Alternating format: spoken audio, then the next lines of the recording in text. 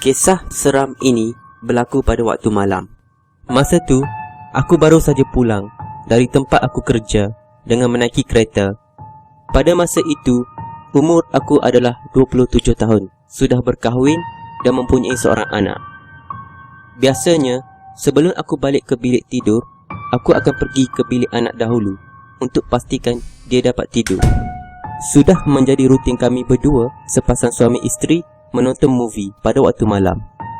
Biasanya, aku akan menurut sahaja kehendak isteri untuk tengok cerita romantik. Tapi pada malam ini, aku bercadang untuk tengok cerita seram di YouTube Fadli Ahmed.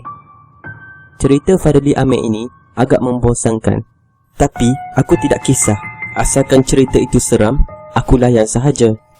Oleh kerana kebosanan, isteri aku mula meminta untuk tukar kepada cerita romantik. Aku menolak kerana sebelum ini aku sudah tengok mengikut kehendaknya. Jadi, malam ini giliran aku pula untuk pilih cerita. Aku boleh melihat wajah isteri aku seperti tidak puas hati kerana tidak mengikut pilihannya.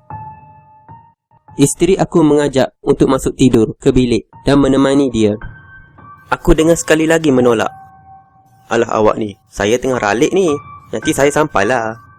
Tiba-tiba, dia berkata, "Bencilah macam ni." Dia terus bangun dan pergi ke bilik tidur. Aku malas berfikir panjang. Aku menghiraukan dia dan terus menonton TV. Dalam 10 minit kemudian, aku mula rasa tidak sedap tekak. Jadi, aku bercadang untuk pergi ke dapur untuk mengambil sedikit minuman. Sebaik aku berdiri, aku dikejutkan oleh satu bayangan. Aku tidak pasti siapa itu. Apabila aku cuba mendekati, barulah aku sedar. Bayangan itu datang dari isteri aku. Dia sedang berdiri di tengah-tengah jalan ke arah bilik. Isteri aku hanya berdiri dan tidak berkata apa-apa. Matanya terbuka luas dan tubuhnya tidak bergerak. Dia sedang memandang tepat ke arah aku.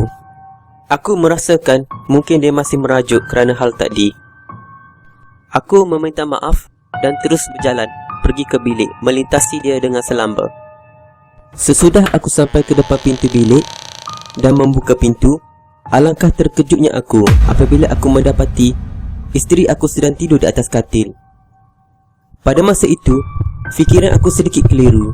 Aku sangat yakin aku baru saja jumpa dia tadi. Tapi bagaimana? Aku bercadang untuk mengintai di celah pintu untuk memastikan apa yang berlaku. Tapi aku tidak melihat apa-apa pun di luar.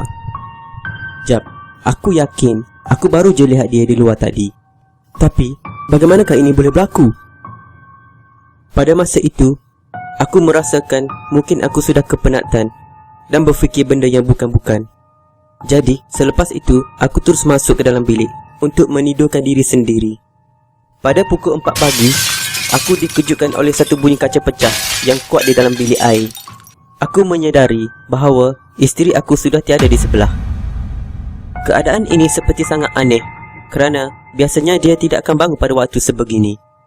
Aku bangun dan sedaya upaya memberanikan diri untuk berjalan menuju ke bilik air melihat apa yang berlaku. Sesudah sampai ke depan bilik air, aku mendengar seperti ada seseorang yang sedang bercakap dengan bahasa yang sangat pelik. Aku merasakan itu adalah suara isteri aku. Jadi, aku membuka pintu. Alangkah terkejutnya aku apabila melihat sesuatu yang sangat menakutkan. Aku melihat isteri aku sedang berdiri, dipenuhi darah. Di sebelah dia pula terdapat satu tulisan yang agak aneh. Aku merasakan isteri aku menconteng sesuatu di dinding dengan menggunakan darah sendiri.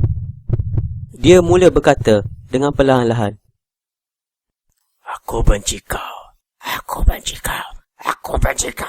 Aku benci kau. Aku benci kau." Suara dia seakan-akan berubah dan sangat mengerikan.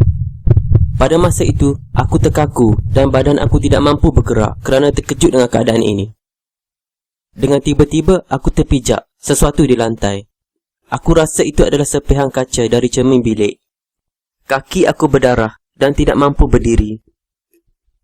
Pada masa sama, isteri aku datang ke arah aku dan mendekati aku dengan cepat. Dia berdiri di depan aku. Dia sekali lagi menjerit, "Aku benci kau!" Dia kemudian menikam aku di dada berkali-kali dengan sangat kejam dan tidak berperi kemanusiaan. Aku cuba melarikan diri pada masa itu, tapi aku sudah terlambat. Pandangan aku sudah menjadi semakin kabur dan aku makin tidak sedarkan diri. Tiba-tiba, aku terkejut. Aku tersedar dari tempat duduk aku di atas kerusi. Rupa-rupanya, tadi hanyalah mimpi. Aku tengok di sebelah kiri aku dan melihat ke arah isteri. Dia masih berada di atas kerusi dan masih belum masuk ke dalam bilik. Dia melihat ke arah aku dan kelihatan sedikit kecewa. Jadi aku bertanya, "Ada yang tak kena ke sayang?" "Ini dah kali kedua sayang tertidur masa movie." "Bencilah macam ni.